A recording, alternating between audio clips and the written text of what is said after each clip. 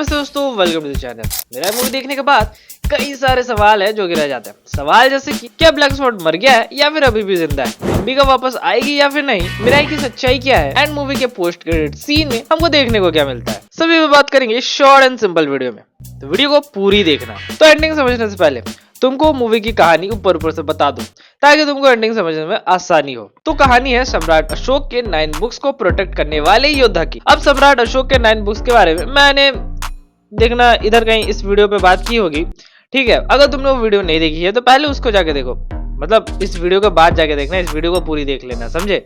मोटा मोटी बस इस वीडियो में इतना समझ लो कि ये जो 9 बुक्स हैं ये इतने ज्यादा पावरफुल हैं, इसमें इतनी ज्यादा नॉलेज है कि अगर किसी इंडिविजुअल के हाथों में ये लग गई तो उसे एक नॉर्मल ह्यूमन से लिटरली एक भगवान बना देगी। मतलब भगवान नहीं बनाएगी, उतना ज्यादा पावरफुल कर देगी। अब जो ये 9 बुक है उसमें से 8 बुक जो है वो काफी ज्यादा नॉर्मल है कंपेयर टू 9th बुक, क्योंकि 9th बुक जो है वो इतनी ज्यादा पावरफुल है कि अगर वो किसी के हाथों में लग गई तो उससे वो फ्यूचर भी देख सकता है। एंड इस बुक की प्रोटेक्टर थी अंबिका जो थी वो भी अपनी पावर्स की मदद से फ्यूचर देख सकती थी। एंड उसने पहले ही प्रेडिक्ट कर लिया था कि नियर फ्यूचर में कोई एक इविल एंटिटी आएगी जो कि इन 9 बुक्स को हासिल करने की कोशिश करेगी, जिसको कि सिर्फ एक सुपर योद्धा ही रोक सकता है, जो कि होगा चूजन वन, और वो और कोई नहीं अंबिका का बेटा था, जो कि फिलहाल तो अंबिका के कोक में है। पर ट्विस्ट यहाँ पे ये है कि अंबिका अपने बेटे को अपने पास रख नहीं सकती, उसे अनाथ की तरह छोड़ना होगा। इससे होगा ये कि जो सुपर योद्धा है वो बचपन से ही हार्श कंडीशन में रहेगा, जिसकी वजह से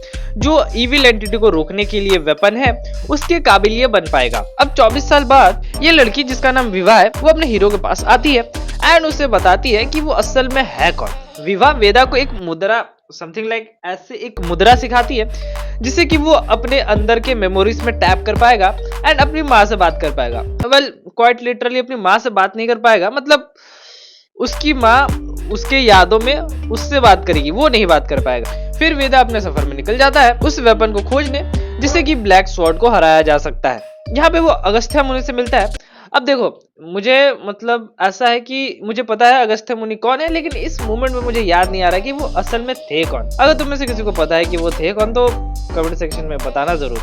अगस्त्य यहाँ पे वेदा की मदद करते हैं इस वेपन को समझने में, जब तक मेरा जो ये वेपन है उससे ये नहीं लगेगा कि वेदा एक अच्छे पर्पस के लिए उसको यूज कर रहा है, तब तक ये एक्टिवेट नहीं होगी। वेदा आगे जाके उसको एक्टिवेट करने में सक्सेसफुल रहता है एज एक्सपेक्टेड। मूवी के आखिर में first and last time black sword and super योद्धा के बीच में फाइट होती है, जिसके की एंड में हमें पता चलता है कि ये जो वेपन है वो और कुछ नहीं बल्कि श्री राम का धनुष है। अब ये कोई नहीं बोलेगा, ठीक है, कि ये कल्कि की कॉपी है, इंस्पिरेशन है, कॉपी नहीं। अब पोस्ट क्रेडिट सीन में हम एक नए विलन को देखते हैं जो कि किसी को भी बस छूने मात्र से सोने में बदल सकता है।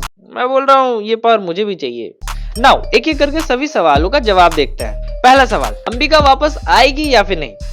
तो देखो इसका जवाब है नहीं। वो अब हमको फिजिकल बॉडी में नहीं देखने को मिलेगी, एज उसने अपने आप को सेक्रीफाइस कर दिया था अघोरियों को बचाने के लिए, पर वो हमको एज अ सोल देखने को मिल सकती है सुपर योद्धा की यादों में एंड उसकी मदद करते हुए हमको नियर फ्यूचर में दिख सकती है। सेकंड सवाल, मिराई की असली सच्चाई क्या है? तो जब सुपर योद्धा ब्लैक स्वॉर्ड से हार जाता है एंड उसे कोई रास्ता नहीं दिखता है ब्लैक स्वॉर्ड को रोकने का, तो वो सेम अपनी माँ की तरह ही अपने आप को सेल्फ सेक्रीफाइस करने का सोचता है ताकि वो ब्लैक स्वॉर्ड को रोक पाए। पर उससे पहले कि वो अपने आप को सेक्रीफाइस कर पाता, जो मिराई वेपन था वो अपने असली फॉर्म में आता है। यहाँ पे हमको पता चलता है कि मिराई वेपन और कुछ नहीं बल्कि भगवान श्री राम का धनुष है। इसका प्रोनाउंसिएशन कुछ ऐसा होता है जो कि तुम पढ़ लेना। तीसरा सवाल, ब्लैक स्वॉर्ड सच में मर गया क्या? जिसका जवाब है हाँ, लेकिन मैं क्या बोल रहा हूँ एक बार सुन के जाओ। मुझे ऐसा लगता है कि ब्लैक स्वॉर्ड अभी भी जिंदा हो सकता है, क्योंकि देखो मूवी में हमको बताया गया है कि जिसके पास भी ये 9 बुक्स होंगे वो लिटरली अमर हो जाएगा, एक गॉड लेवल एंटिटी बन जाएगा। तो उसका इतने जल्दी इतनी आसानी से मर जाना ये तो मुझे इलॉजिकल लगता है। वैसे इलॉजिकल बहुत सारे सीन्स लगे मेरे को, चॉपी कट्स, लेकिन यहाँ पे मैं कंप्लेन करने आया नहीं हूँ तो कंप्लेन नहीं कर रहूंगा। तो यहाँ पे बैक एंड में अपने दिमाग के ये भी सोच के रखना कि ब्लैक स्वॉर्ड मर तो गया है, लेकिन पॉसिबिलिटीज ये भी हैं कि वो आगे जाके जिंदा भी हो जाए। अब पोस्ट क्रेडिट सीन। तो पोस्ट क्रेडिट सीन में हम राणा दगुपति के कैरेक्टर को देखते हैं जो किसी को भी छू के सोने में बदल सकता था। वो कुछ लोगों को सोने में बदल के उनको खत्म कर देता है एंड कहता है कि जो जस्टिस त्रेता युग में नहीं हुआ वो इस युग में करेगा। एंड इसी के साथ यहाँ पे हम लोग को दिखाया जाता है नेक्स्ट पार्ट का टाइटल, जो कि है मिराई जैत्रेया। अब अगर ओवरऑल मूवी की बात करें तो 2.5 घंटे फील्स टू मच मैन। ये लोग आराम से 30-40 मिनट काट सकते थे, जितने भी फिलर्स थे ना सारे के सारे हटा सकते थे। मूवी बेवजह इतनी ज्यादा लंबी खींचने की कोई मतलब नहीं था। मूवी देख के ऐसा फील होता है कि मेकर्स करना तो बहुत कुछ चाहते थे, लेकिन बहुत कुछ करने के चक्कर में बहुत कुछ कर नहीं पाते। एंड इन्होंने लास्ट के पार्ट में हनुमान जैसा कुछ रिक्रिएट करने की कोशिश की थी, बट उतना ज्यादा सक्सेसफुल हुए नहीं। सच कहूं तो पर्सनली एंडिंग मुझे अनफिनिश्ड लगी, क्योंकि मुझे ऐसा लगा कि मूवी में शायद अभी भी कुछ बाकी है, या फिर ये लोग कुछ बताना भूल गए हैं जो कि हमको आगे बताएंगे, लेकिन मूवी खत्म हो जाती है भाई। एंड इसी के साथ मेरी वीडियो भी यहीं पे खत्म होती है। अगर तुमने वीडियो को यहाँ तक देख लिया, जो कि भाई कैसे देख लिया तुमने, अगर देख लिया तो थैंक यू। लाइक से सब्सक्राइब करके जाना। मैं मिलूंगा तुम लोगों से किसी और दिन किसी और वीडियो में। Till then love you all, bye bye.